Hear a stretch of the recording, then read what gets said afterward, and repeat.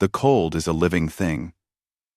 It seeps through the thin straw mattress, rises from the sweating stone floor, and wraps its tendrils around her bones.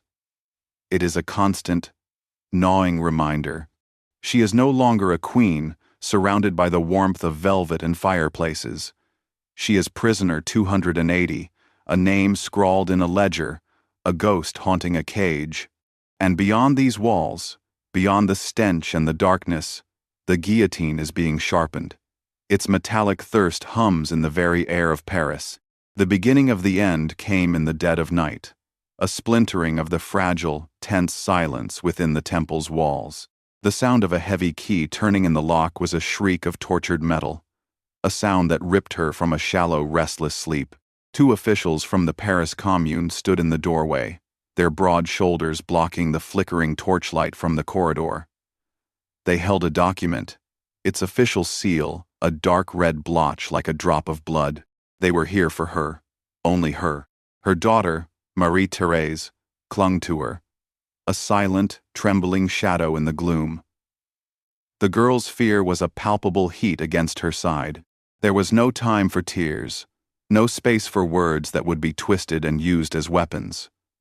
So she held her child, a fierce, desperate embrace, meant to convey a lifetime of love, sorrow, and warning. She breathed in the familiar scent of her daughter's hair, trying to brand the memory onto her soul. She felt the sharp, bird-like bones of the girl's shoulders under her hands, a fragility she could no longer protect.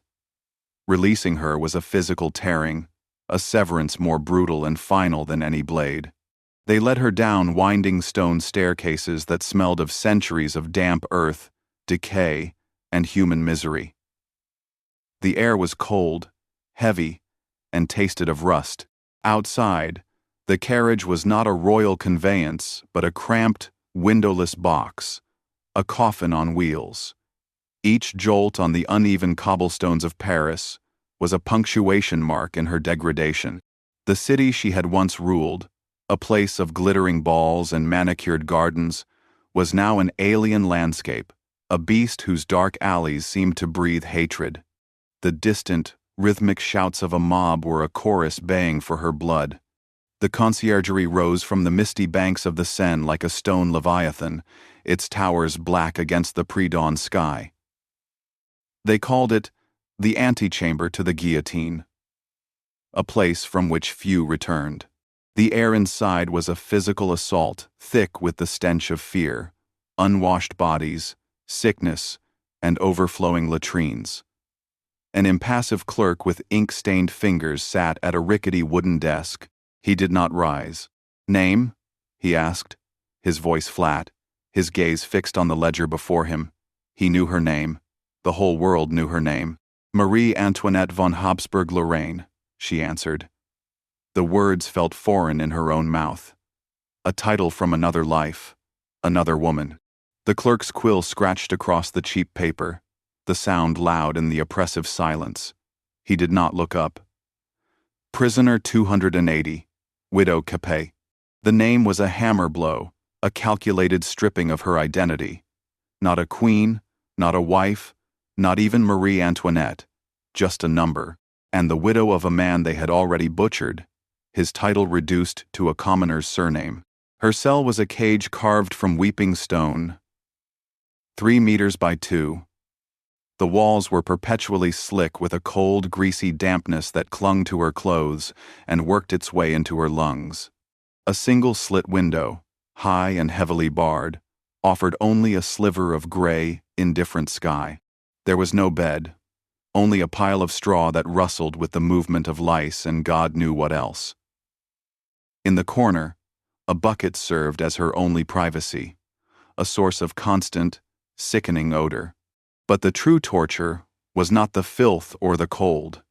It was the eyes. The decree ordered her under continuous surveillance without interruption. 2 gendarmes, smelling of stale wine and tobacco, were posted inside her cell day and night. They sat on wooden stools, their muskets resting against their knees, their gazes fixed upon her with a mixture of boredom and morbid curiosity. They watched her sleep, her fitful turning marked by their steady, heavy breathing. They watched her eat the lukewarm slop they slid through a hatch in the door. They watched her as she tried to clean herself with a damp rag. They watched her use the bucket. Their faces impassive, unblinking. There was no dignity, no solitude, no escape from their invasive presence. She was an animal in a menagerie, a dethroned queen put on display for the gloating eyes of the revolution. Her body, once pampered and praised, began to revolt. A constant, draining hemorrhage sapped her strength, staining the straw with a grim, rust-colored reminder of her failing mortality. The prison doctor, when he was finally permitted to see her, was a man with fearful eyes and useless hands. He could do little more than note her extreme weight loss and exhaustion in his logbook. She saw her reflection once, a distorted image in a bowl of murky water, meant for drinking. The face staring back was a stranger's, a fleshless skull with sunken, haunted eyes. It was framed by hair that was no longer ash blonde, but as starkly white as a shroud. The color had been leached from it, seemingly overnight, by a terror so profound it had poisoned her from the roots up.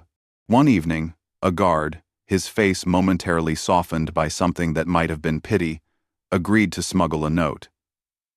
Her hands trembled as she pricked her finger with a pin she had hidden in the hem of her dress.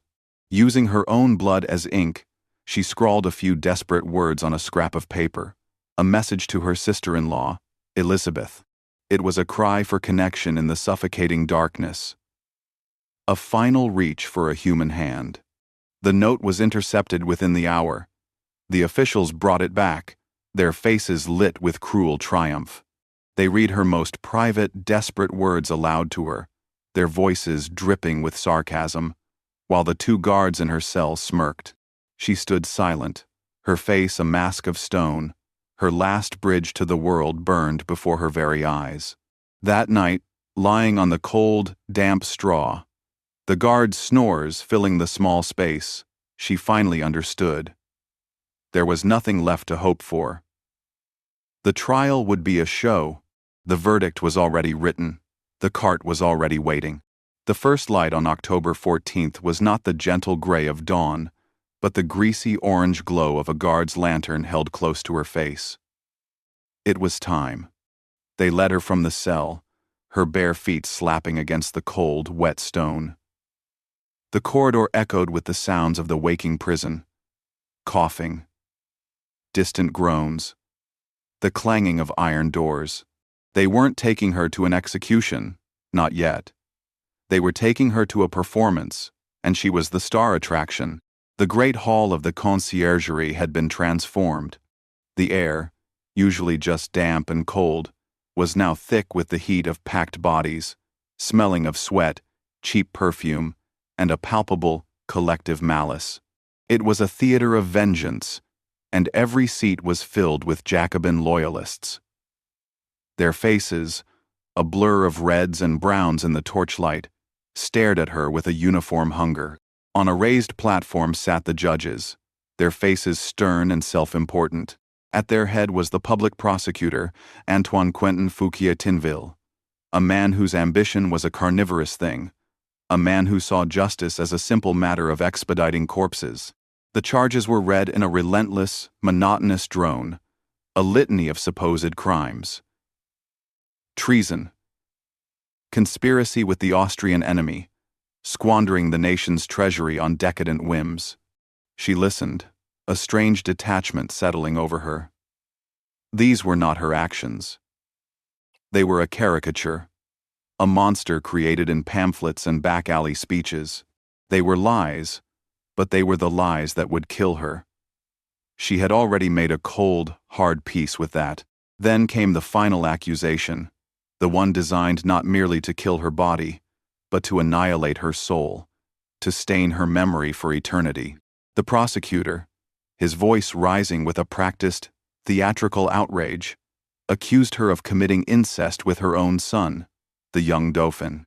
He spoke of a confession, a document extracted from the terrified, imprisoned child. A wave of nausea and white-hot rage washed through her. The air in the courtroom, already thick, became unbreathable. She heard a murmur of shock, a shifting of bodies. Even this bloodthirsty crowd felt the chill of a line being crossed. This was not politics. It was a defilement of nature itself. Fouquier Tinville pressed her for a response, his eyes glittering with the expectation of a hysterical denial, a breakdown they could all savor. She had remained silent until now, a statue of regal contempt. But at this, something shifted. She rose slowly, the chains on her wrists rattling, a sharp, metallic sound in the suddenly quiet hall. She did not look at the prosecutor or the judges. She turned her gaze to the gallery, scanning the sea of faces until she found them. The women, the fishwives, the seamstresses, the mothers who had screamed for her death in the streets. Her voice, though weakened by months of illness, did not tremble. It rang with a cold, clear authority that sliced through the haze of hatred. I appeal to all mothers present here. Silence. A profound, stunned, absolute silence fell over the hall. It was as if she had cast a spell. The jeers died in their throats, the smirks vanished. For a single, breathtaking moment, she was not the hated Austrian, not the monstrous widow Capet, but a mother, accused of the unthinkable. She had struck the one human chord her enemies could not orchestrate, could not sever. Fouquier Tinville, flustered and angry, quickly moved on, his momentum broken. The blow had been parried. They could take her life, but they could not have her dignity. The verdict was a foregone conclusion. It came at 4 a.m. on October 16th, delivered to a near-empty, candle-lit room. The jury pronounced her guilty on all counts. The sentence was death. She heard the words, but they were like stones dropped into a deep well, making no ripple on the surface of her calm. There was no shock, no fear, only a strange, hollow relief. The exhausting performance was finally over. At 7, Henri Sanson, the executioner, entered her cell. He was a tall, imposing man, his movements methodical and detached. He did not meet her eyes. First came the cutting of her hair. The cold steel of the shears against the nape of her neck was a final, chilling intimacy. She watched as the white locks, once adorned with jewels and feathers, fell to the filthy straw on the floor. Then, he bound her hands tightly behind her back. The coarse rope bit into her wrists, a rough and final restraint. They dressed her in a plain white chemise, the simple, shapeless garment of the condemned. It felt like a burial shroud, clean and stark against the grime of her existence. The open wooden cart waited in the courtyard. As they forced her aboard, the morning light was a physical blow, blinding her. The roar of the crowd hit her next, a wave of pure, concentrated hatred. The route was deliberately slow, a final parade of her humiliation. Thousands lined the streets, a roaring beast of a crowd that surged and screamed. They yelled obscenities, spat, and threw garbage. Through it all, she sat ramrod straight on the rough wooden plank, her head held high, refusing to grant them the satisfaction of her fear. Her gaze was fixed on a point beyond them all, her composure a shield, her silence her last act of defiance. Finally, the cart rumbled to a stop in the Place de la Révolution. The guillotine stood stark against the pale autumn sky, a monstrous red skeleton of wood and steel, its blade gleaming dully. Sanson helped her down. She walked steadily toward the scaffold, her steps unfaltering as she ascended the worn wooden stairs. On the top step, in a moment of human clumsiness, she trod on the executioner's foot. She paused, and the queen she once was surfaced for a final, fleeting instant. She turned to him. "Pardon me, sir," she said, her voice clear and calm. "I did not do it on purpose." At 12:15 p.m., they pushed her forward. The cold, curved wood of the lunette closed around her neck. For one brief second, there was only the vast, empty sky above, a canvas of indifferent clouds. Then, a swift, heavy rush of air, the whisper of falling steel, and a sickening, final thud.